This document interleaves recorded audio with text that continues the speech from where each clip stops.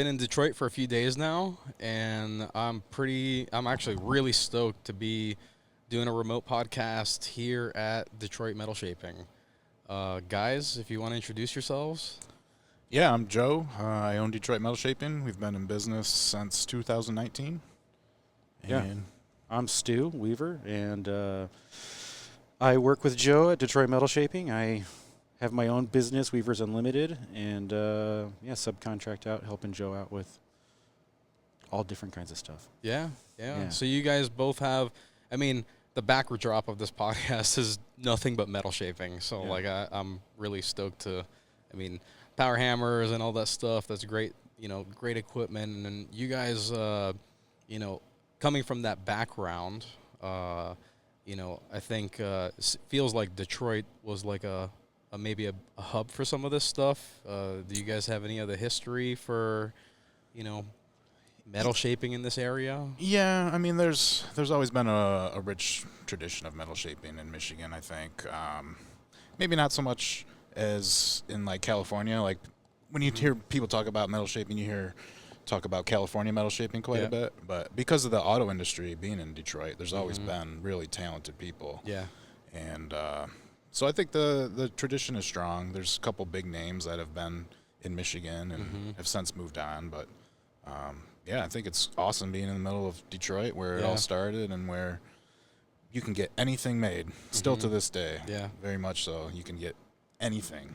Well, Anything. it was car design, right? Yeah. Would you say is like the main source here? Yeah, I mean, design and production, too. Like, you get all these big factories, and then there's all these little businesses, mom-and-pop businesses that have sprouted up to support that, and it's kind of died off in the last 20 years, but that's kind of the background of where we are now. Yeah, I feel like, guys like yourself, Rob Paddock, there's a lot of people that are out here that still, to me, looking from the outside in, like, represent, that Michigan, Detroit industrial automotive era that was just building stuff. I mean, the AMX behind us, to me, is a representation of, like, this part of the industry. I think you guys it looks like you guys carry that torch. Yeah, and not just carry the torch, but carry it to the best of our ability. So, like Rob, me, we're always trying to do the best work possible. And I think that's a big part of the craft left in Michigan, too. Yeah. It's like taking it to the highest level you can. Well, a lot of these podcasts that I do, I like, really starting on, like, people's background and everything. So where did you start in the industry? How long ago did you get exposed? Well, I had a bit of a different start, a later start than most people. So my whole life I was kind of pushed towards the college and academics and getting a degree and getting a job afterwards. That was all fine. I went to university, graduated in 4 years, but then I graduated in 2007, which was like the worst time to graduate. The Great Recession had just hit, and I couldn't find a job. I was delivering food, and a friend of mine who I worked with really pushed for a technical program at Washoe Community College called Custom Cars and Concepts. He's like, Joe, you should just go back to school and learn how to build cars. And I had always had a passion for cars, but I never really had any technical ability. We never took shop class in high school or anything like that. So and that was a car building, like, or a car design studio? No, or it's like just a technical school. Like mostly they steered kids towards, like, auto body careers or mechanical careers, but they had a specific program for building custom cars. So it was kind of cool. I went in there and started in the program and learned a ton. But eventually, I didn't even finish. I got hired out at Mob Steel. Okay. And that was my first job, which was interesting. Yeah. Kind of got educated by them after tech school. Ron and Was that your first time meeting Ron Cohen? Yeah. Okay. Yeah. He's a character. Yeah. Learned a ton from him. But then I just kept moving up in the career. I eventually branched out and worked at American Speed Company. Okay. And that was kind of started my fabrication journey. And while I was there, we were having trouble finding employees and sheet metal people specifically. So I remember they were paying people to come in and do all the sheet metal work, and they were getting paid way more than me. And I was like, well, their work's not all that great. I can do just as good a job, you know, like pay me more money, you know. Yeah. So I started going out on my own and just researching and learning about the art of sheet metal. Yeah. And eventually that led me to Mike Cleaves and Hans Solling at Automobile Metal Shaping Company, and they taught me more than anybody else ever has, and they're true masters. And I'd still be working for them today. Mike decided to pack up his whole shop and move to North Carolina. Okay. And that's when I started this place. Yeah. Kind of needed I wanted to stay local. My wife and her family are local. My family's local. So it's been great. We've been nonstop busy since day one. So it's funny when you're talking about, you know, that shop that you're working at, and, you know, you start seeing things where you're like, well, I'll try that. If people aren't, like, you know, stepping up to the plate or whatever it is, like I've had that in my career. That's really what got me with, like, TIG welding and everything, was like I was at Wyotech, and I did, you know, some of the fabrication classes there, and I got into TIG welding, but then I stopped after I graduated.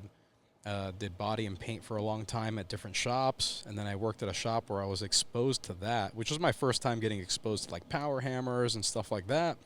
And because people just weren't doing some of that stuff, I was like, well, I had a baseline enough, and I was like, I'll do it. I'll try. And then that built up my skill set in fabrication and everything like that, and starting to understand more on the metalwork side.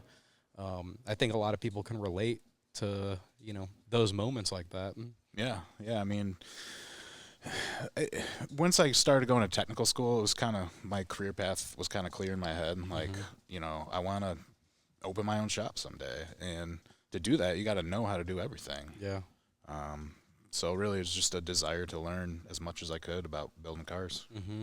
Was there anyone before you were with Mike Cleaves and all that? Was there anyone before that like kind of like, you know, got your interest in it and you got inspired by? Yeah. So when I was at American Speed, I was doing a lot of digging on the internet at night, and I happened upon Fay Butler, and I ended up signing up for his seminar. Cool. And that was like the first time I had ever used power hammers or Pullmax or anything like that, and that was kind of an eye-opening experience. Interesting, learned a ton, and that sort of opened the door to going down different paths and seeking out different people that knew about metal shaping and learning from them. And that also started a lifelong obsession of buying tools. You know, it takes a lot of equipment to do sheet metal work, a lot of expensive equipment. So everything just was on the path to being a metal shaping shop. When you started working under Fay and stuff, and being exposed to that equipment, what did it feel like? Was it intimidating at all? I wasn't really intimidated. Maybe the first time you step up to the Yoder at his place, it's like, wow, this is an impressive machine. But after a while, you just understand its capabilities and respect it, you know, and just realize it's a tool. Yeah. You know, a special tool, but no, it's really cool. There's no other feeling like it to hammer a panel out. So one of the things that really interests me with, you know, we talked about, you know, the both of you and the dynamics that you guys are bringing. You know, you had a lot more of a hands-on background, you know, not as much computer work or anything like that. Do you do any CAD work? Or yeah, I know, like we were talking earlier, it's enough. I know just enough to get me in trouble. Yes, yeah. And then I come knocking on Stu, like, hey, Stu, get me out of this mess. You know?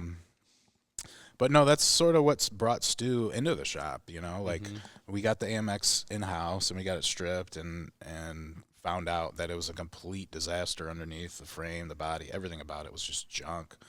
And that's kind of when Stu entered the picture. I was fortunate enough to convince him to come work over here. He was working out in the oil field. Well, maybe I'll let you tell the story. Yeah. Yeah, let's start with, like, where you started. Like, we'll catch back up on that. Yeah, well, I think that my path got started pretty young in kind of a weird way. Just, do you guys remember the book Castle? There was like this book that was like cutaways of Castle and like kind of showing like how a castle was made. And like, I just remember looking at like the drawings of like the cutaways and just thinking like, this is super cool. Like, it's really neat seeing how something was built. Yeah. And I was telling my dad about it. I mean, I was probably like 8 years old, and he was like, sounds like you want to be an architect. And I was like, okay. And so, he ended up getting me a program called Sierra Home Architect when I was like 10 years old. It was a real basic CAD program, but it was doing like 3D stuff. So you'd like trace out like a wall system for a house in the blueprint form, the 2-dimensional, and then you could bring it into a 3-dimensional, like put furniture in there and stuff. So I was like messing with that when I was really, really young. Dude, 10 years old. 10, yeah, that's like a 10 lot years of old. Most of us are starting with Legos. Yeah, man.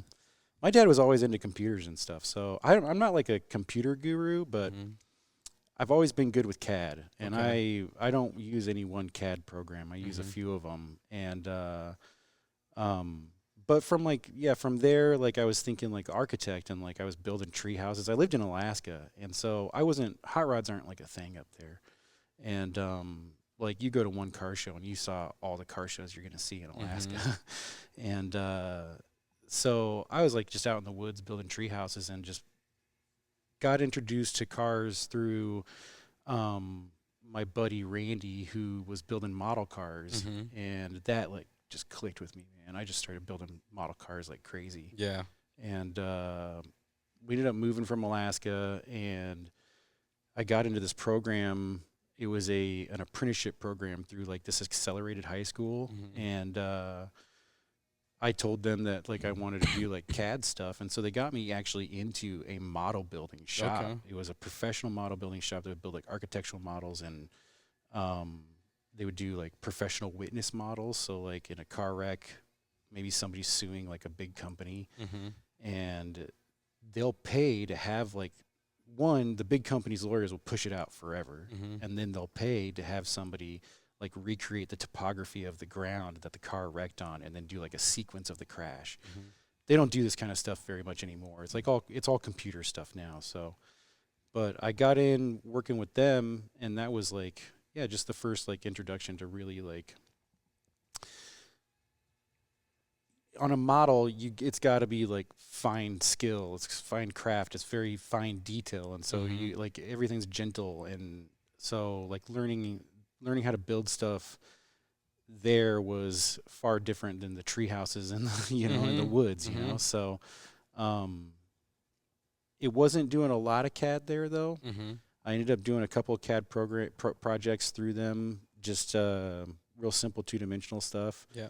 And I ended up back in Alaska at about 19 years old, and my dad was like, "Come back to Alaska with me, and we'll try to get you like a job like on the North Slope in the oil field or something welding." Yeah. 'Cause like a lot of us at like about 16, 17 years old, I saw Jesse James shaping a gas tank on TV. My dad actually called me. I was like 17 years old, and I had just built this huge blanket fort in my buddy's den, and I was watching TV. Awesome. Yeah, he was like, "What are you doing?" I was like, "Watching TV." He was like, "Go to Discovery Channel," and I switched to it, and I saw Jesse shaping the gas tank, and I was just like, I'd been building models and customizing them, and I'd been getting like Street Rodder magazine and stuff like that for years at that point, but I never really thought like, how do you do this in real life? I was just doing it on models, you know, chopping tops on models and stuff. And seeing him do that was like eye-opening. And so I knew that I wanted to get into fabrication somehow. And I went back up to Alaska, and I ended up getting into a shop that was a very interesting shop. They had a really nice 20-foot long press brake. They had a really nice plasma table, big slip roll, really like Miller Dynasty 350 welder, like lots of welders, but that shop was based out of oil field work, but the owner was really into drag racing. So I started there sweeping the floors, and I just started like every day, like hounding the guy that was TIG welding, like can you stay after, like show me anything? And he would always say like he would, and he never did. And then finally I was like, how do I turn this machine on? Because I couldn't just find the on button's on the back of every welder, you know? And like, if you have never had contact with a welder, like, where's the on button with this thing? So I finally, I was like, where's the on button? And he was like, oh, it's back here. You flip it on, and he showed me a couple things, and he got out of there. And that was the end of it, dude. Yeah. Like, within a year, I was doing his job. And I loved every second of That's awesome. fabricating, and working in that shop was awesome. Like I was able to apply my CAD skills to help run with the plasma table, and Yeah. I ended up just getting a whole career in oil field, and No, was automotive even a thought in your head at that time? the thing is like from the moment I saw Jesse James, I ended up buying a Terry Cohen English wheel off of eBay, and Terry Cohen used to be the guy who ran metalshapers.org, Okay. and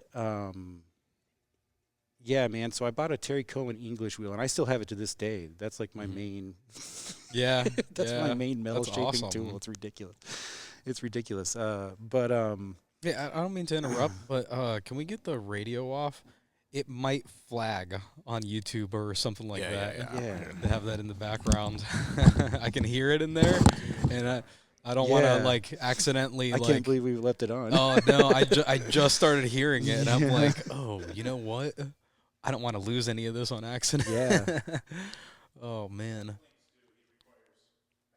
Yeah. No. Yeah. When I work in the shop, when it gets quiet, those Yeah. moments like that, I'm like, Yeah. I just gotta have something in the background. Yep.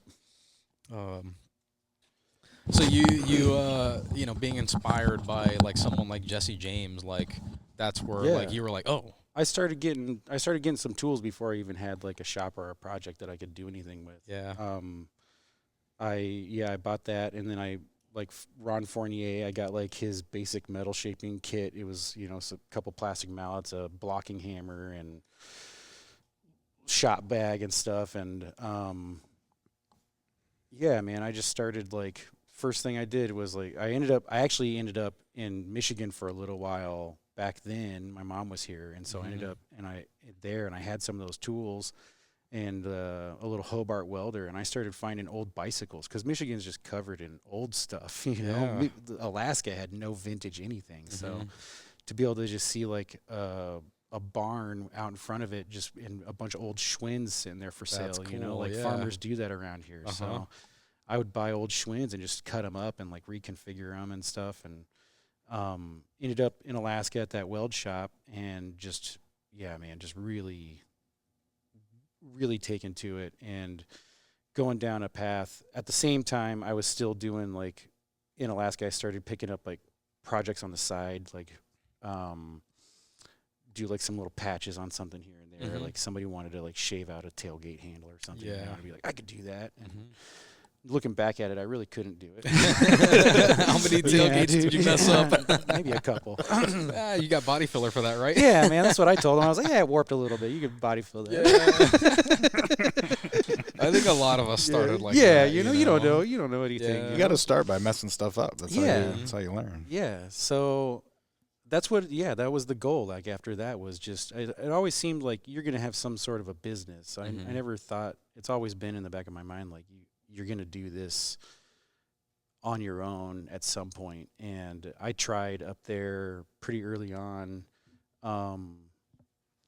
I got a shop and I started doing stuff here and there for some people, but there's not like a ton of big projects and big money up there. And not like anybody should have given me anything like that at that time, because I didn't deserve to be making big money. Yeah. Yeah, man, I just the whole time still just like working in CAD programs, like getting better, like getting introduced to shops that were utilizing it to actually like cut water jet parts, and like how they were fixturing things, how they were utilizing like the design to actually fixture after it's been cut and stuff. So yeah, just like everything, like an integral part to like where I am today with being able to create tooling. And is this cutting out a lot? You can bring it in a little bit. Yeah, right there. That's fine. Yeah, okay. So then getting into like some of the CAD work, when did it start to get more serious?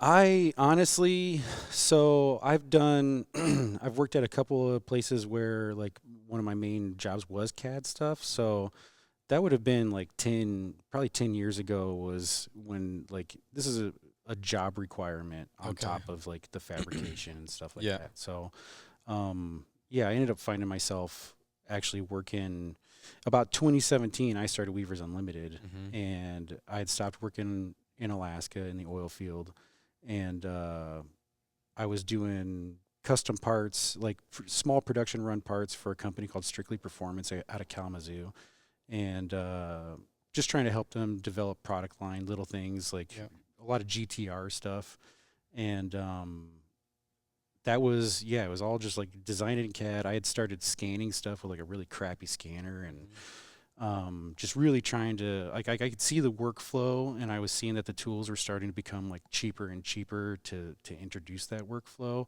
CAD programs were getting cheaper and more available, and I was just trying to ride it, man. And I was fortunate to work down in Indiana, helping a company develop tooling and fixtures and stuff for their manufacturing process, and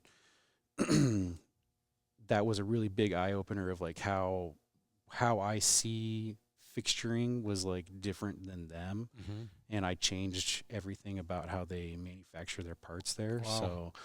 So that was a big moment in kind of realizing like I have something to offer here that I'm not seeing a lot of other people have. And I ended up going broke though.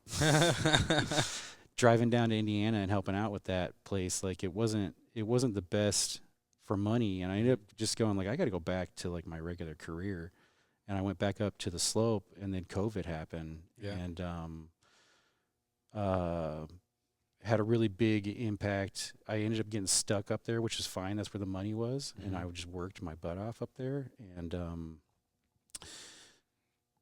really realized like that's not what I want to do. And Joe ended up posting that he was looking for help. And at the same time, like I had this little shop in Kalamazoo, and they Traeger pellet grills had just moved in.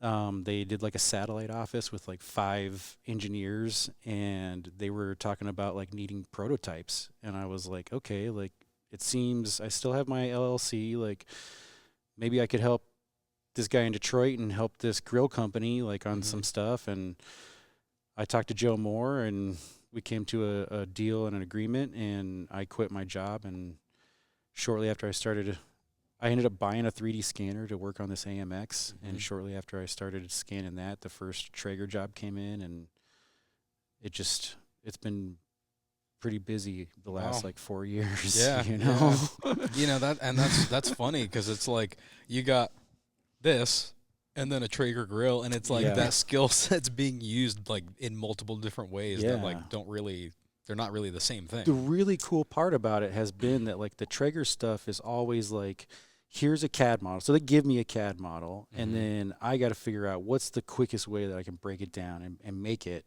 as accurate as possible. You know, we also talk about like the fidelity of the model, and does this need to be a high fidelity model or a low fidelity model? You know, so a lot of compound curves is not going to be conducive to speed if you're wanting high fidelity or you just want speed. You know, so being able to utilize some of these Traeger jobs almost like a boot camp of like, how do I, because the budget's not small. It's always like, how do I can make tooling, how do I get to quick tooling that'll get to a really accurate part? So it's really pushed further into like metal stamping and metal forming, and being able to produce something. Make it produce productive. Like I'll sometimes I got to do like 20 parts at a time. So like how do you get those 20 parts done in a really tight time frame?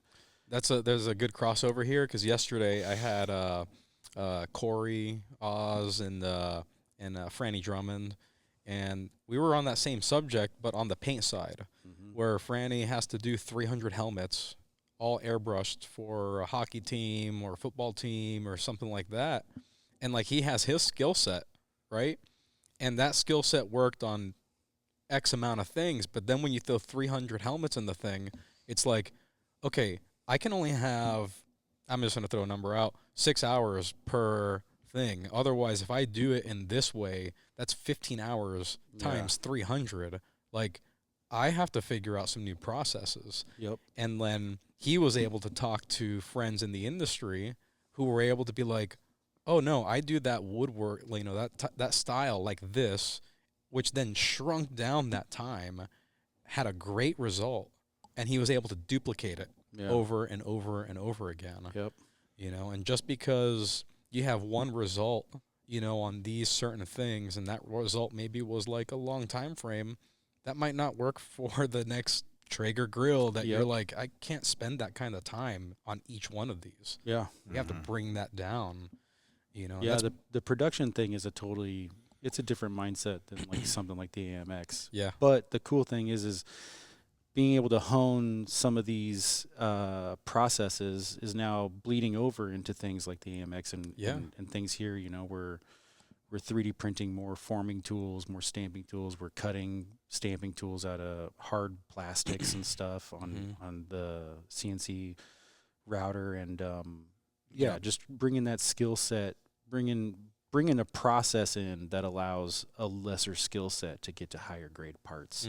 Not just that, but being more efficient too. Like always chasing the efficiency. And these cars cost so much to build. It's like, you know, any little thing that you can do to reduce time and make the product better is a win-win. Well, you know, you're again kind of going in that crossover between the two of you, right? You know, you have that background where you're definitely making these things from scratch, and you can do, you know, all that stuff. And then knowing enough to know, like, okay, well, maybe we can, you know, CNC this part to make a stamp or something like that. Yeah. How's been the process of going from handmade this and that to go, well, how do we make this more efficient and still have that custom part? Yeah, I mean, we talk about that all the time, really. You know, we're still using traditional methods of forming the metal, whether it be power hammers or presses. The way we look at it is, how do we get tooling or bucks quicker? You know, how do we get to that point?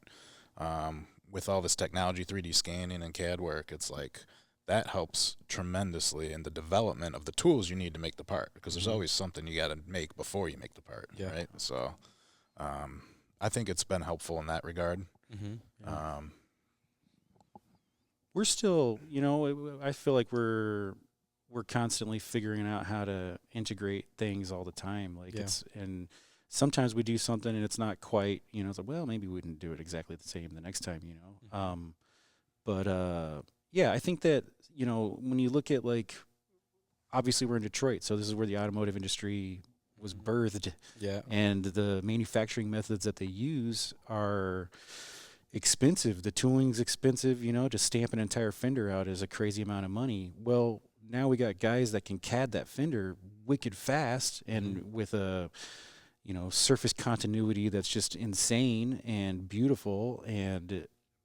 But you're seeing, like, the tooling, people still think that you got to spend, you know, $500,000 on, like, a set of tools for a fender. And it's like, well, we're not going to do that for one fender, obviously. But we can get to it with cheaper materials, you know. That's like what a buck is all about, and station bucks work great for that. But really, we got full surface CAD. Why can't we do full surface bucks? And if we can have a full surface buck that's out of a really hard plastic, that can actually, I mean, we're stamping stuff with this hard plastic. So, you know, you might be able to stamp it or stretch form it or hammer form it in a smaller section, but you're still gonna have to weld it up, just like you would making the panel all on the power hammer or the Pullmax or the English wheel. There's still going to be a point where you got to weld it up. You can't press it all out of one piece like like Ford can, you know. So that's where the skills come back in, where it's like, yeah, you may have had this, like, high-tech made buck, but really, like, it still comes back down to that welding it, hammer and dolling it, scraping a file across it, you know, like all the metal finishing processes. It may be a little better, you know, metal finishing wise, because you might not have the same inconsistencies that you might find on doing a power hammer or an English wheel or something, you know, because you actually stamped it. So like the overall quality is, it's nice, you know? Yeah. Joe, when with a lot of the hand forming and all that kind of stuff, you know, finding people, you know, to be able to do that kind of stuff, it seems like it's a lot more niche, you know. Maybe it's harder. Maybe, I don't know if the education's not out there, or if, I don't know, you know, everyone's got their own version of metalwork, you know. Yeah, there's that. there's people that teach basic metal shaping. Mm-hmm. That only get you so far. You Yeah. know, you take a weekend seminar that teaches you how to shrink and stretch. Well, they claim that's all you need to know, but there's so much more to it. Yeah. One of our mentors, Terry Steller, he always said, "You don't find people, you make them." So it's really finding the person with the right attitude, the right mindset that you can kind of mold and into a worker that you're happy with. You know? I think that's the mentality most of us need to, adopt. Yeah. Mm-hmm. But it's tough though. It's like, okay, I have to run a business, I have to hire people, but I also have to train these people, and then I also have to do the work. So finding the balance there is difficult. Yeah. So if you can find somebody that can come in with more experience than just a weekend seminar, that's a huge leg up. And getting back to the CAD side of things, I know we're talking about traditional metal shaping, but the modern fabricator needs to have CAD in his toolkit too. I mean, there's a huge opportunity for a fabricator to make more money if they have a bigger knowledge and skill set. If they can incorporate CAD into their workflow, that's a huge thing. We're always looking for that too. So. Yeah. You think that's really that combination speeds up the whole process? You think? Yeah, I mean, it's part of our workflow. We basically start in CAD for every single build now. So we're 3D scanning, even just making little parts for like engine or dash or whatever. Like a lot of that's done in CAD, and then the overall exterior shapes or inner structures, a lot of that's still hammered out and pressed or whatever. Oh, talking about shape, like that's an important, when you're talking about car design and, like the car behind us, there's shape all over this car. There's whether it's the engine compartment, the body, there's a lot of stuff that needs to work together. And like I've seen that, my journey in metalwork has been like more understanding those things, to make that process a lot better for that end result. Yeah, I mean, that's sort of what drove me to metal shaping too, because to me it's like the upper echelon of building cars. It's like the most difficult thing. The most difficult part of building a car is shaping the metal and welding it together and making everything work. Well, in order to understand metal shaping and have a body that works in the end, you have to understand paint, you have to understand interior, you have to understand mechanics. So it's really having a full understanding of how these systems work together that really allows you to be a successful metal shaper, Like understanding how body lines need to flow, how the surfaces spline together, that's all really important stuff that kind of lays the foundation for you thinking about your metal piece and how it needs to interact with the fender or the door or whatever. So I start thinking like overall in a lot of these projects like this car's been completely torn apart. And, it's like when you think of the concept, like you see, there's the Ford factory out here and they're building trucks or whatever it is, General Motors, maybe I got that wrong, but and you see those factories putting these cars together at a production standpoint. One of the things I always try to explain to people is like, when you do something like this, you are now taking that car back apart, and it's a car that's old, damaged, whatever, and now you're going to create all this custom stuff, or even if it's a restoration. And it's like, we have to go backwards from what the designer did and then come back forward to a certain point, right? Yeah. And it's like, well, if that Ford truck cost you $50,000, imagine taking that same truck and having to put it back, take it apart, reverse engineer the whole thing, and put it back together. Yeah. I mean, they get scale of economy with those trucks, right? So they're spreading all the R&D out through however many thousands of trucks they're building. Yeah. Millions. Millions, yeah. But you get a car like this, and that's one customer fronting the bill for all that R&D. So one car. They get expensive very quickly. But not to mention custom. Yeah, at the same time, like, if you were to go and buy a really high dollar car right now, like a Ferrari or a Lambo or something like that, hundreds of thousands of dollars into millions of dollars. Like if you're at $1 million build or plus, if you're not having any aspect of that designed, whether it's with an actual designer that's doing a pen and paper or in markers, or a CAD designer, who's actually surfacing it out and creating it in 3D, like you're doing a disservice to that client, man. Like that's a high enough level of a build with a big enough of a budget there's a percentage of that should be to somebody who has a design eye, if not is a designer. Mm-hmm. So that's something here too, like this build actually is for a designer. The guy was a designer. So that's really awesome to get to work with somebody who's like, their taste is impeccable, Mm-hmm.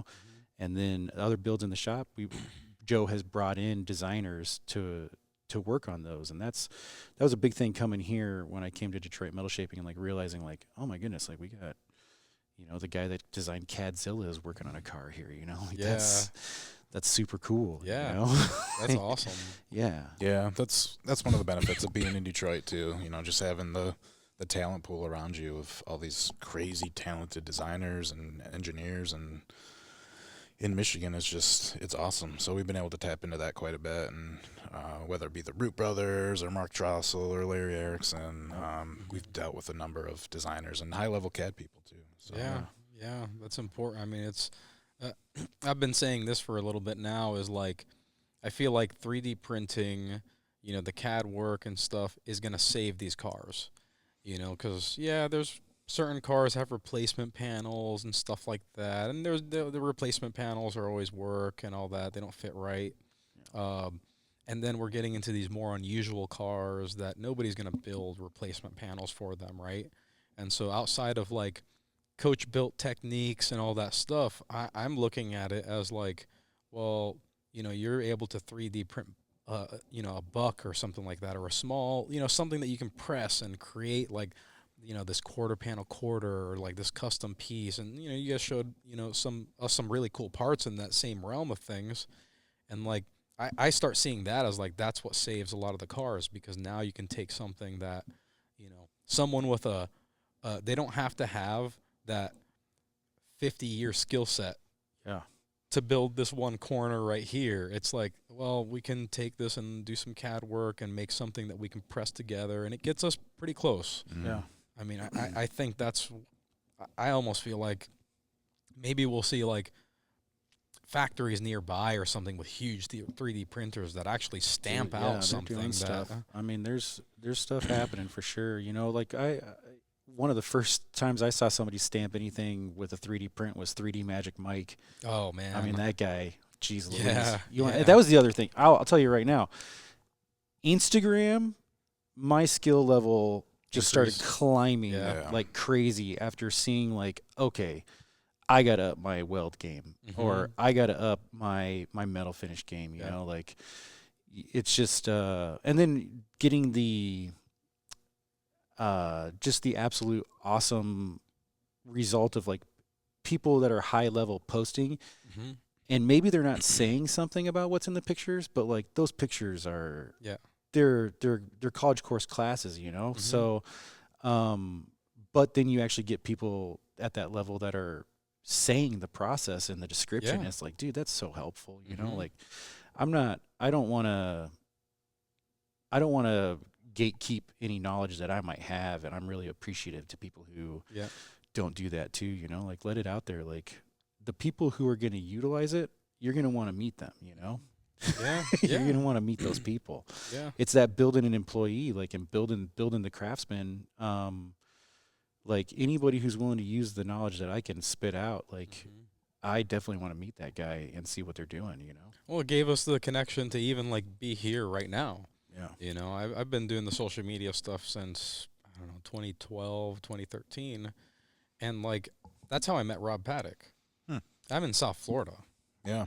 How there would have been never, I don't want to say never. Well, let's take a quick break and thank one of this episode's sponsors, Sata.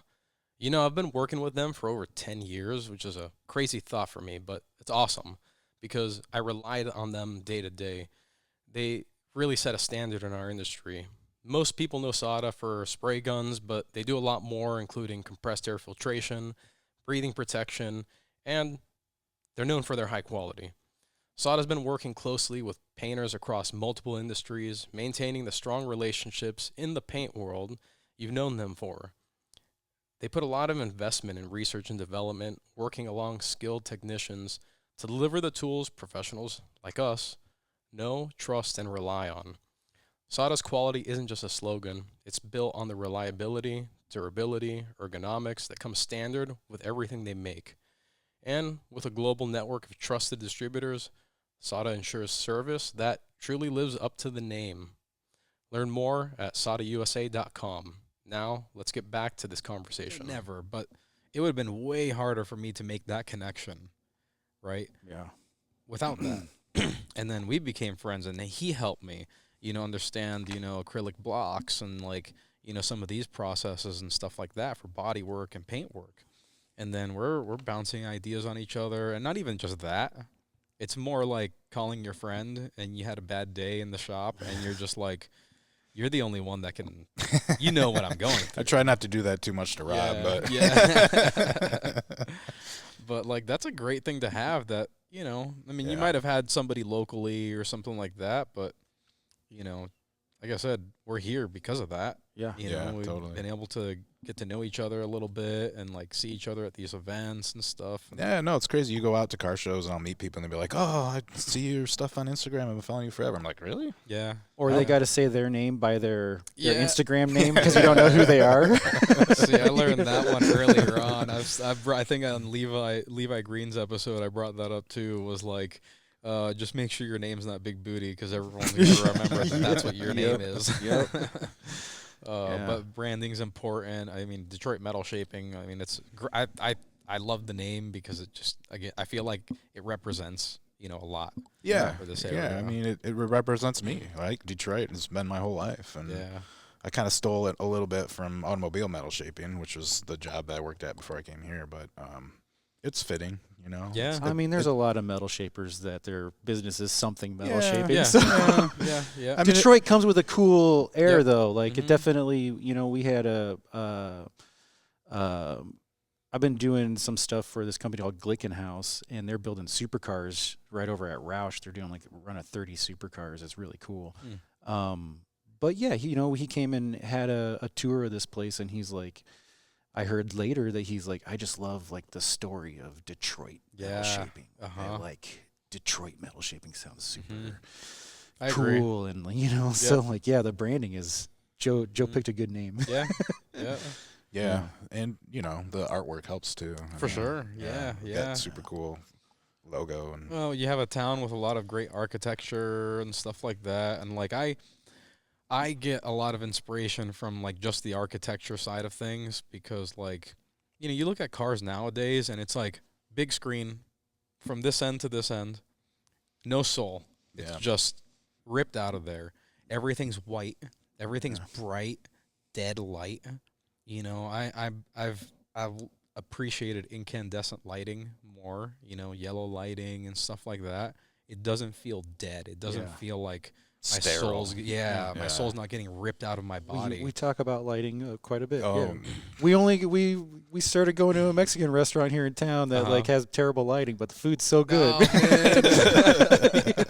But yeah, you walk in there and you're like, this is like a sickly place. Yeah. Oh, it's all like 6K fluorescent lighting. Yeah. Oh man. Yeah. But yeah, to your point, like we try to bring in builds here that are more artistically unique and styling. It's like we don't want to build cookie cutter cars. We want to do stuff that's special, unique. Every detail, every knob is somebody surfaced that out and thought about that knob, and it's a sculpture for this car. Well, it goes to car design. Yeah. The car was built to be a certain way with certain shapes and certain features that all complement one another. I think that's something that we see a lot of in our industry is like, stuff that doesn't make sense with the car, even if it's cool. You might see something and you're like, that's cool, but like, it doesn't share a design language with the rest of the car. Yeah. And it's all competing. Yep. And that's, or maybe it's overdone. Yeah. Maybe it's something, it's like, that just overpowered everything else. And it's like, you can tone it down. And some of the, Autorama, right? There's all these ultra custom cars, and I appreciate them, and I love seeing all that stuff. But there's something about the clean car. You walk by one car that's just clean. Yeah. It's custom enough. They change, they maybe section something half an inch over here, and it's just enough to catch your attention and go, man, now that roof line looks way better than factory did, and all you did was take a 1/4 inch or a 1/2 inch on there, and it made that difference. Yeah. Yeah, we find ourselves doing that a lot too, like just making subtle mods here and there, which usually end up taking forever. Yeah. But they make such a big difference, and visually, most people probably wouldn't even notice it. But Yeah. just taking, like, talking about this Continental over here, we're talking about chopping it and taking just a little wedge out of it, and just bringing it down just a hair, just enough to make it look right. Wow. Yeah. Now, working with like car designers and like having like a main idea at first, is there anything that like starts to change as you go through it? You're like, okay, well, that looks cool in the picture, but it's not gonna exactly work. Yeah, I mean, we'll make parts. We'll make a fully designed part and make it out of steel or aluminum or whatever, and put it in the car, and be like, the owner will come in and look at it and be like, well, that's not quite right. There's just something off about it. So, we've gone through 2 or 3 iterations of some stuff before you get it right. The thing about design, you can do it all on CAD and online and computer or whatever, but in real life, it always looks different. It doesn't matter what it is. It always looks different in real life. So, you try to avoid some of that with prototyping 3D printed plastic, but there's scenarios where we go back and we have to fix something because it's not right, and it's just part of the process. It's a conversation start to finish, Yeah. It's like a true hot rod's never finished, like even these Riddler cars, like you guys were talking like you kind of would want to go back and do something different here and there, but that's why you're doing the next one, Exactly. And like also to your point, like just walking by like a something that's not a Riddler car, but it just was done just really clean, like like when you're trying to build everything to like the super high level, and then you see somebody did like, man, it's just like the simplest paint job, and like they just chopped it a little bit, and so everything else is bone stock, and you're clean like, inner fenders, that there's like, I'd love if that car was mine. Exactly. Yeah, I think that's what that's what gets me is like I'm like, that's cool, but like I'll drive that. Yeah. Like that's all I need. Yeah. And that's it's obviously 2 different genres, right? Yep. Cars that are competing, that's a whole other animal right it's there. It's a different thing, And you've competed multiple times, right?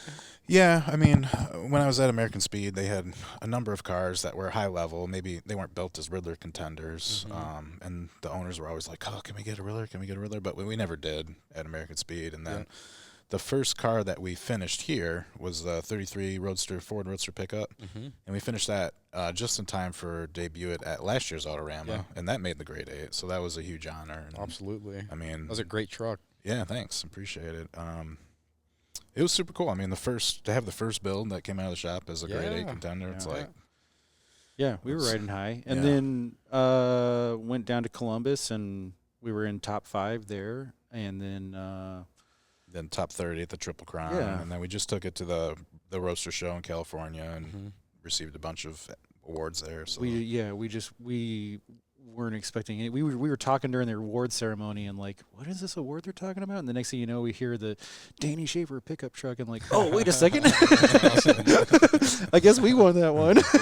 Yeah, that's cool. Yeah, I mean, what going through that journey. So yesterday I was able to have Trent Lewis on, and he had one of his customers that he actually helped build a grade 8 contender. And it was really cool to have that dynamic, to have the builder and to have the customer, and they have a great friendship.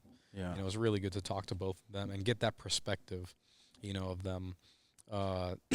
That truck, was that something that you built as a shop build? Was that like a client? No, so when I was at American Speed, it was for a client. When I was at American Speed, we built a 1932 Ford Roadster pickup out of a Dearborn Deuce body, and that was kind of like along the same lines. And after we finished that truck, the conversation started to evolve into the 1933 version using the Speed 33 body. But, at that time, Mark Trossel was the owner of the company, and he ended up selling it. And so I didn't stick around either. I just took off. Like, I saw the writing on the wall. So when I started this company, I had started with a prototype contract with Roush. But while that was going on, I was like, okay, well, I need a build. I need like a first build for the shop to really put our name out there. And so I reached back out to the customer, Danny Schaefer, who built the 32 pickup Roadster. And I was like, hey, Danny, what do you think? Let's build this 1933 Ford Roadster pickup. And he was kind of like, yeah, it's a cool idea, but he's busy. He had a lot going on. He had other cars being built. And at that point, I started talking with Mark Drossel again about doing some new renders, some new design renders. And so we did a series of those, and I sent them out to Danny, and he ended up loving them. He's like, you know what, Joe, let's do this. He's like, throughout the whole build, he kept saying, this is a statement piece for your shop. I want you to be successful in your business endeavor. Like build the best truck you can. And it was never meant to be a grade 8 contender. It was just supposed to be a really nice truck that got our name out there. But, it takes good customers too. Like Danny, that's such an awesome thing for him to want to help me out in my journey. And, hopefully he's happy with the truck. He's got it now. But so like having these cars designed and stuff like that, like, is that how a lot of that process works? Where like you come up with a concept and you present it to a certain type of client, or is it both things where somebody's presenting you with a car design to like, hey, let's build this? How does that process work? I think each customer is a little bit different. With Danny, I had a history of building cars for him, so we kind of knew what his style and aesthetic was, so we kind of catered that build to him. The Lincoln that we're building right now, is kind of a different story. It came in, and the owner kind of had an idea of what he wanted, but wasn't really sure. And then the car snowballed because it had a lot more damage than we initially thought. And at that point, we decided to go to a custom route, and I was like, okay, well, let's bring in a top-notch designer. Let's get a vision of what we want before we really start this build. Because I think having a clear vision of what you want to do helps you be more efficient and helps the process along. You see guys like Eric Black, he's all over the industry now, but for good reason. I mean, he provides the builders with a good starting point, a visual and actual measurements of what he did in his design to modify stuff. So I think it really depends on the client, what they want to do. We have other designs that designers have brought us that we might be shopping around. So that's kind of a different scenario. But, I think it really depends on the project and what the client wants. Yeah. There's just like nothing better than good visuals to communicate ideas, So that's like really like the fabricators in this industry should be thinking of themselves as the sculptor. They are the 3D render sculptor person, like most things are just being sketched out right now.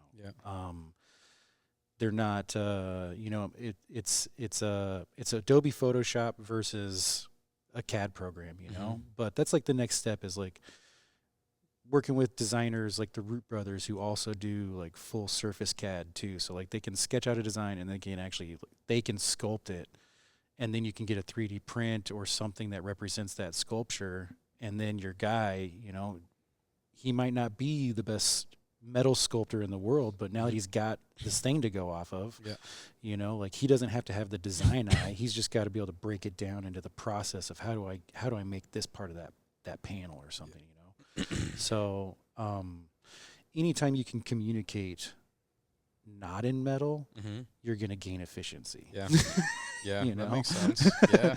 If you're doing all your communication in metal, you're gonna your clipping room floor is just covered in a lot of hours, spare parts that didn't make it. Yep. There's a lot of hours just sitting there that's not going to get used. So anytime we can try to communicate first with the simplest of sketch, then up to all the way like a full realistic looking render of the car. Like there's moments to do each of those things and budgets to do each of those things. So which budget is this car landing in, and where do you keep it? How do you get there? Yeah, dude. And sometimes as a shop owner, you know, you want to sell a customer an idea too. Like you have an idea and maybe he's not buying it, but you know, so maybe you'll spend a few bucks to have it rendered out by, you know, a really nice rendering done by the Root Brothers or something to try and sell the idea to him. So we're really talking up the Root Brothers here. You should have them on. Yeah. Oh, that's cool. Yeah. Well, I mean, they sound interesting, but you know, Detroit metal shaping, like what what is your what's your real vision for this place? Like, I mean, like I said, we're trying to just build really unique, cool vehicles. So anything that's off the beaten path, like, that's kind of where my passion lies. Like doing one-off, really crazy builds that are heavily involved with CAD. But we also have another kind of arm of the business that serves other restorers, you know. So like we'll do panels for other cars that are no longer, you can't get them made. Yeah.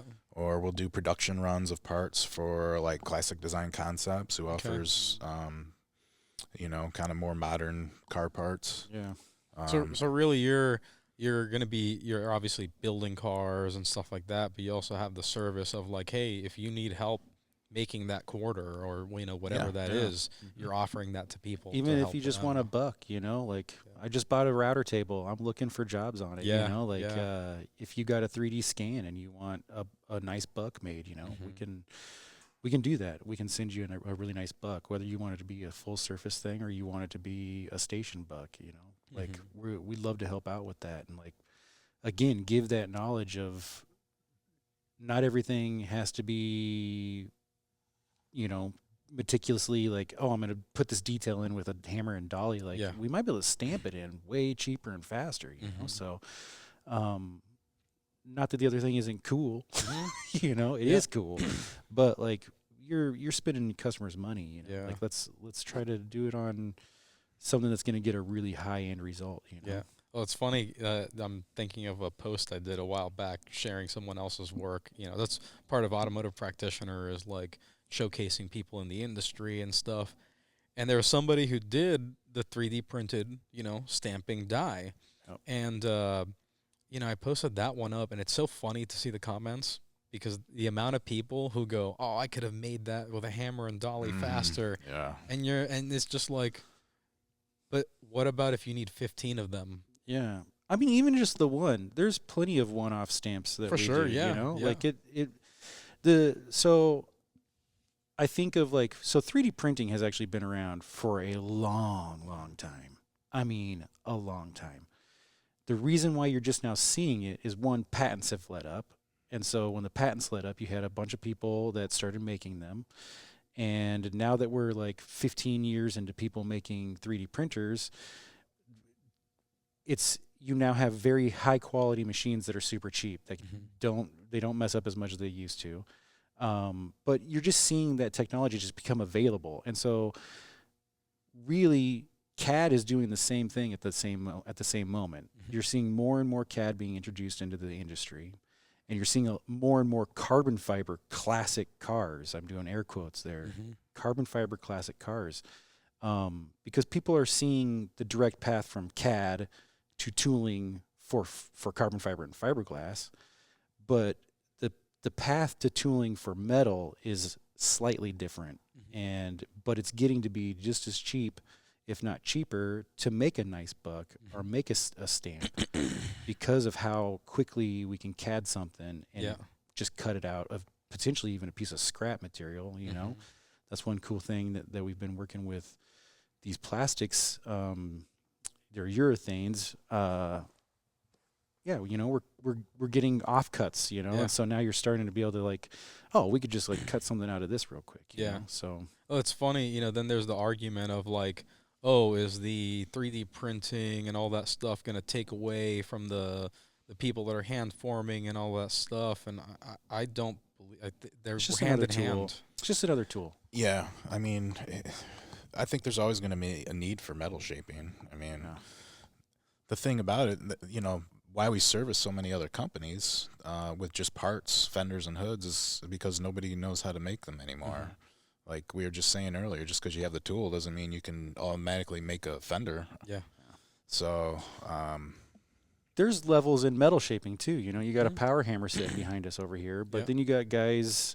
I bring it up all the time. Peter Tomasini down in, you know, Australia, who he'll build a whole quarter with just a few hammers and dollies. You know, and it's like.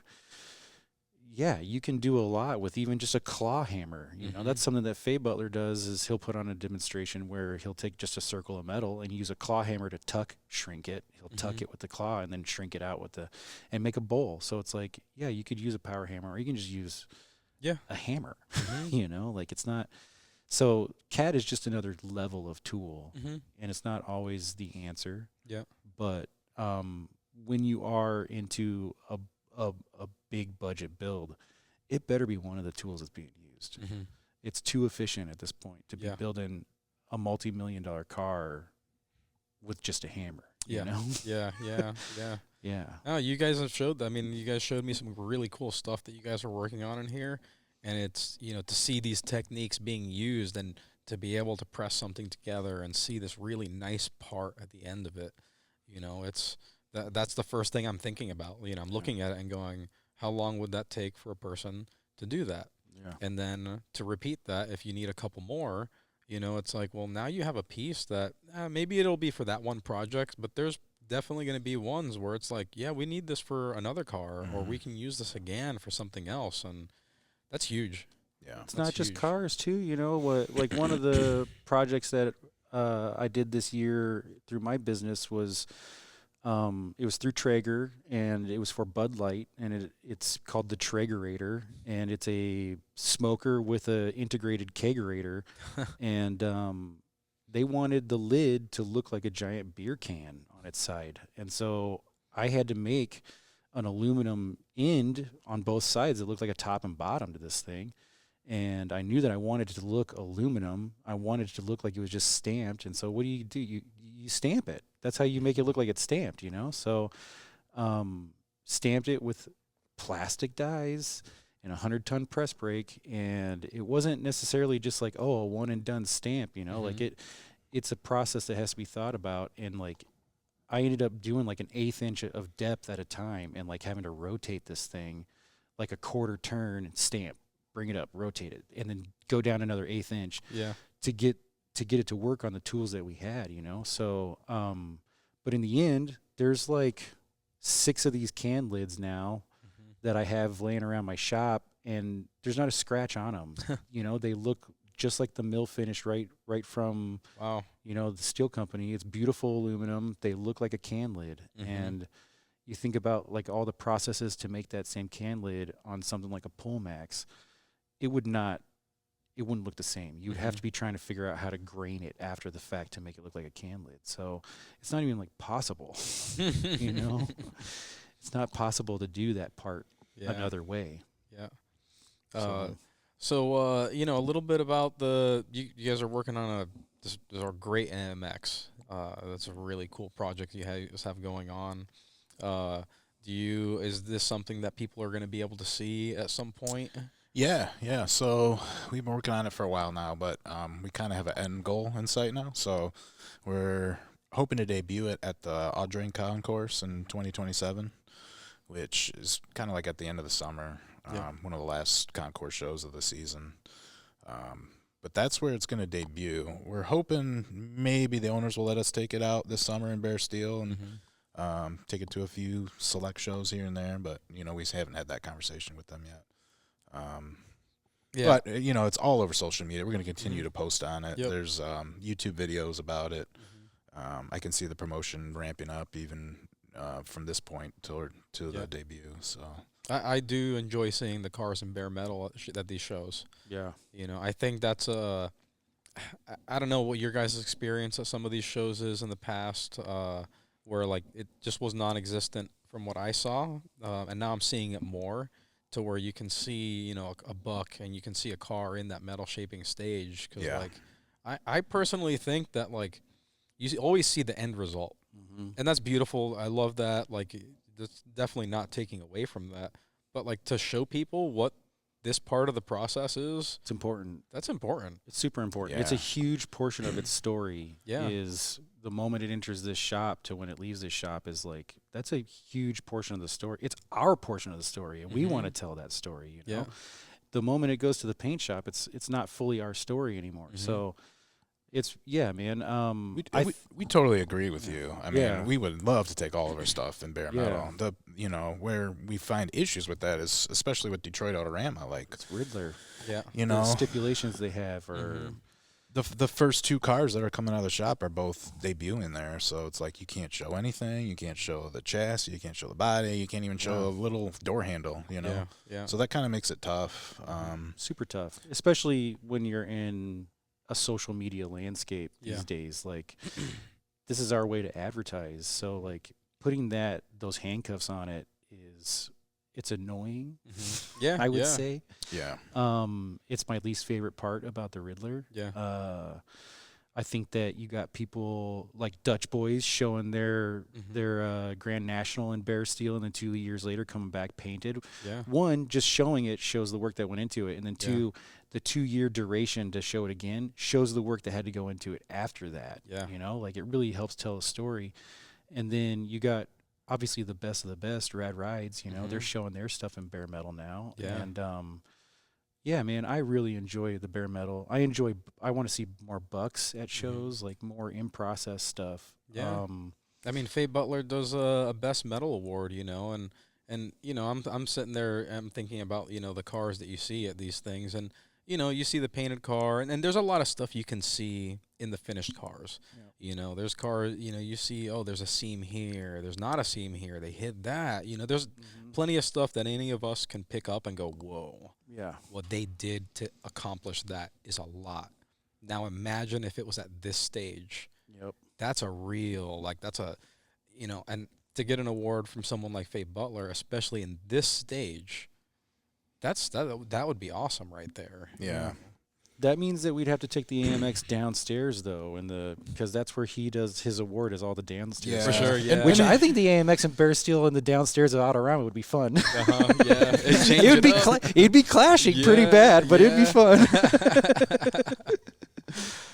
Yeah, but like, so, you know, I'm just using that as the example of, like, you know, there's people in this industry that could throw out a bare metal award that's in this category. That'd be you know? rad. Yeah. You know, downstairs at the Autorama, for those of you who are listening and you don't know about it, there's a lot of rat rods. There's a lot of Traditional hot ultra rods. traditionals. Yeah. There's ultra customs that are, like, you know, in the Gene Winfield type category. Yep. You know, big fades in the paint and stuff like that. Yeah. And that's its own genre. Yeah. You know, that's another one that, you know, at the end of the day, like, I prefer, you know, a lot of the metal shaping techniques in this area of things.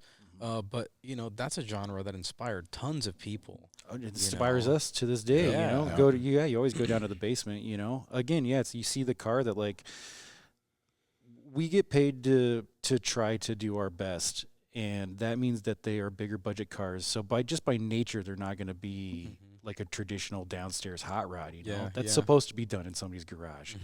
And so, yeah, we still look at that and, like, super inspiring. Yeah. We almost wish that we could just do that. You know, it's like simpler to, like, go Yeah. back. I always say someday I'm going to build a real hot rod and Yeah. you know, these show vehicles. But Yeah. no, I think you may be onto something there with the bare metal award. You know, it's kind of get my brain working. Like, oh, what would be the best show for that? You know, It's there. All and, of like, them. It's all interesting. of them, dude. There should Yeah. be bare steel cars at bare aluminum, just bare metal cars at every show. Dude, Yeah. who was the shop that was doing the T-Bird and bare steel? was that also? revamped? Maybe Yeah, I can't remember. revamped. Oh, yeah, I think I know what Yeah. you're talking about. Yeah. Just had the T-Bird out all in bare steel all summer long, and rain and everything.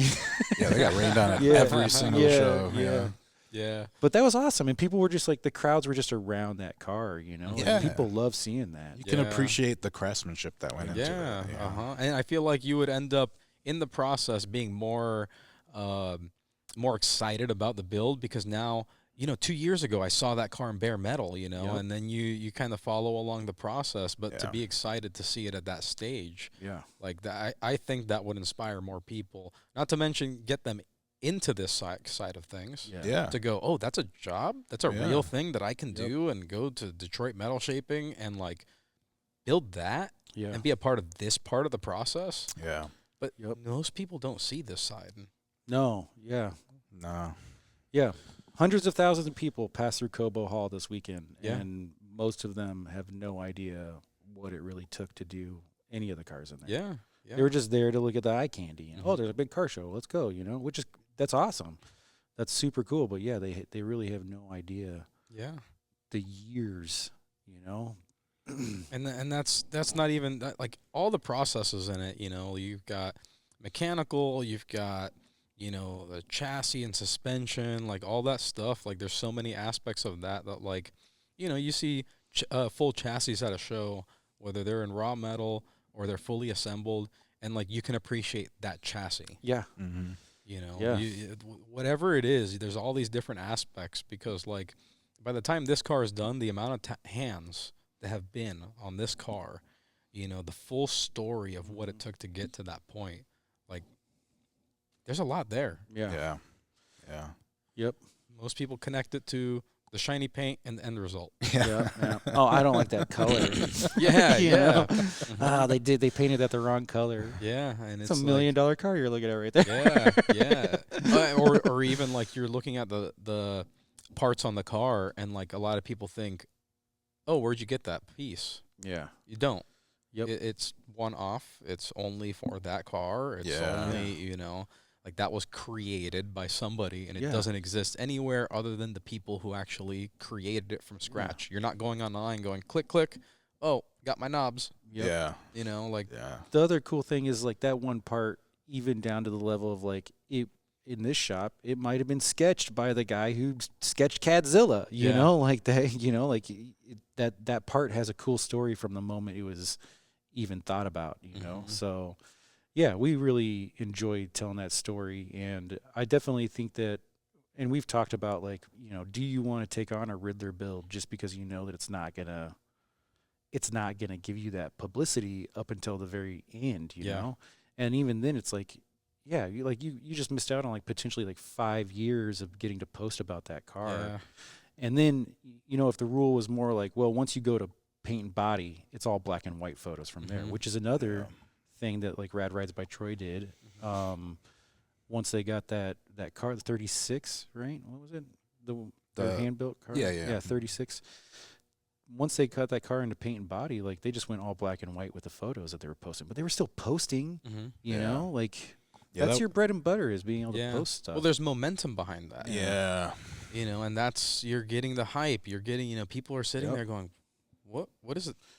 What are they doing? Yeah, you might Dude, get that- more people going to the show because they want to see what Yeah. color you painted The, it. anti- You know, the anticipation of it. yeah, they watch this whole thing get built, and now they want to go and see it in real life. You Uh-huh. know, so I think that there's some things about the Riddler Ward that could switch up that would Yeah. be pretty awesome if they did. I think pretty universally, at least our generation, that's been discussed a lot, Yep. and for especially for such a prestigious award and stuff, like the times have changed. Social media is like Yeah. huge for businesses and stuff, and like maybe that was something that worked great at one point, but we're trying to make sure that the opportunity and the hype is there. Yeah. Yeah. And maybe this is another way of like improving both for the shop, Yeah. for the show, Mhm. and for the industry altogether, and be able to go, hey guys, we need to elevate this more. Yeah. Yeah. We need to bring this back. It's been tough here. I mean, the first job that I had in the shop, like I said, was a prototype job for Roush, and I was under an NDA. I couldn't share anything that I Yeah. had done for like 4 years, Mhm. So that was tough. And then to have the roadster pickup, not being able to share anything with it. And then the next car we're doing is debuting at Detroit next year, so that can't be shown. It's Yeah. like, well, what can I show? Yeah. Fortunately, there's enough of a workflow Yeah, besides all that stuff Yeah. to kind of highlight some of what we do. Mhm. But I feel like we're definitely missing out on that opportunity. Yeah, and that's not even like to single out like that this award or anything like that. It's overall, like you said. Then you have NDAs for this company because they want to show it over there, and I totally understand that stuff. I've been through those things myself, but I from my point of view, I'm like, but there's an opportunity to hype up the Yeah. thing instead of here it is. Yeah. It just appeared and materialized out of nowhere. Yep. Yeah. You know, and sure, there's some excitement about that kind of stuff too, but I don't know if those. I feel like those days are behind us now. Yeah. Like, I feel like the build-up's good for the client too, you know, Yeah. because these cars only get so much attention. Like Mhm. it's debuted at a show and then it gets its 15 minutes of fame and then it's just kind of forgotten about for 10 years. yeah. Or You they know? can see, over the course of 5 years of building the thing, just thousands upon thousands of likes and views and stuff, Mhm. and it's also they're getting updated too, like these clients they're your friends on Instagram too, so they're seeing Yeah. the posts and updates, and they're loving seeing that stuff. That's the Yeah. communication. You want a lot of communication, Yeah. Oh, sometimes I wonder if like some of that. Maybe I'm thinking of this wrong, but like you guys remember, like back in the day, it would be like one person wanted to have, I want to be the only one with this color Yeah. of something, and it's like they're colors.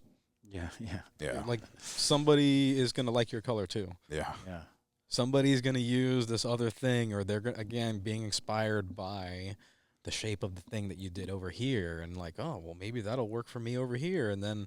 I'm sure you guys experienced this. The people that get mad and think like this was mine, like this was my, and it's like, okay, maybe you were the first one to create that thing, Yeah. but if you think that you're gonna be the only one, Dude, I tell you what, like people thinking that they're the first to do anything is always like, think again, buddy. Yeah. Like it's all been done. Everything's been Yes. thought of. Yeah.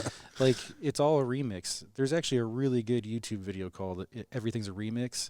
And I think it's a really great lesson for any artist, any designer, any sculptor, anybody who's just a human being. Like you are potentially just a database of everything that you've ever experienced in your life. This is determinism. We're getting philosophical here. yeah. No, we're good. I like that kind Yeah. of stuff. Yeah. Like you could be just this database, and your next move is determined by that whole data set, Mhm. right? So like your idea of free will might be an illusion. Yeah. It might be already chosen just by how you've lived to this point. Mhm. And when you start realizing that everything could just be a remix, it's not necessarily an original idea, like you let go of that aspect of your ego. Yeah. And that will allow you to start making cool stuff. Mhm. You don't want to copy people, but Yeah. you are definitely drawing inspiration from Something. everything you've Something, ever yeah. come encounter with. Yeah. So I can see like trends in the hot rod industry too, though. Oh, Like yeah. that's sort of like a downside to sharing everything. Like everybody starts to see what everybody else is doing, and then all of a sudden the cars and the fabrication bits start to all look the same. Yeah. Yeah. So there's a fine line, but I think for us, we're not afraid to share. It's all about the process for us, and how can we elevate the process and the end result, and that's really what drives us. Yeah. You know what? I think that's a great way to end this podcast. yeah. Guys, this was a lot of fun. I think the stuff we went over is, I think people are going to resonate with it a lot. Cool. I really appreciate you guys spending the time to do this. I love the shop. I love the backdrop is my favorite. So this is really cool. Guys, if people want to find you, where would they find you on social media? Yeah, so Detroit Metal Shaping on Instagram. That's really where we post most of our stuff. We have a website too, but you should probably go there if you want to buy some cool merch. Nice. But, Yeah. Or you want to start a project, Well, or you want a buck or anything like that. or you want to learn how you can become part of the team. Yeah, for sure. So Detroit Metal Shaping on Instagram, and then Stu has his own profile. Yeah. Weavers Unlimited. Yep. Mhm. Instagram. Yeah, any websites or anything like that? Not for me, man. Yeah. Not yet. Mhm. Not yet. I'm a one-man show still. So, Mhm. but yeah, Joe's been a great client. Yeah. Yeah. Yeah. Well, guys, again, this was awesome. Yeah. Thanks again, Hey, Joe. thank Thanks you. for having us. Yeah, sure, This is anytime. great, guys. Cool, man. Thank you. Thanks, guys. Come back next time. We'll Yeah. do another one. Yeah, man, definitely. Cool. Well, we got another episode down. Hey, thanks for listening to the Automotive Artistry. My name's Miguel, and let me tell you something about this podcast. First off, I'm really into this industry. I love all the aspects from metalwork, TIG welding, body work, paint work. I do this stuff myself for a living. I've been doing it for 23 plus years, at least at this moment. And this is stuff that I do every day. I'm really into it. And it's something that I think if you're listening to this, you probably are too. Maybe a couple aspects, maybe a lot of the same aspects that I'm into, but it really doesn't matter to me, whether it's lowrider graphics on custom paintwork down to metal shaped parts, fabricated, custom panels, all like it really doesn't matter. That stuff really interests me. So the people that I have on this podcast, that's what they do. So some of them might cover certain aspects, but either way, every episode is going to be a little bit different. So, but I'm also very interested in the people behind the work that we do. So I really want you to get the perspective of what it takes to be someone who's been 20, 30 plus years in the industry and to be as successful as some of the people that are on the podcast. And throughout the success that they have, you're going to hear the stories of struggle. You're going to hear there's so much stuff between every single person. So even though you see someone, maybe it's someone who's been on the TV, maybe someone that you see that's got, just real popular on Instagram or whatever it is, you're going to see that this person's really a person and that they go through their struggles and that it's taken X amount of time for them to get to where they are today.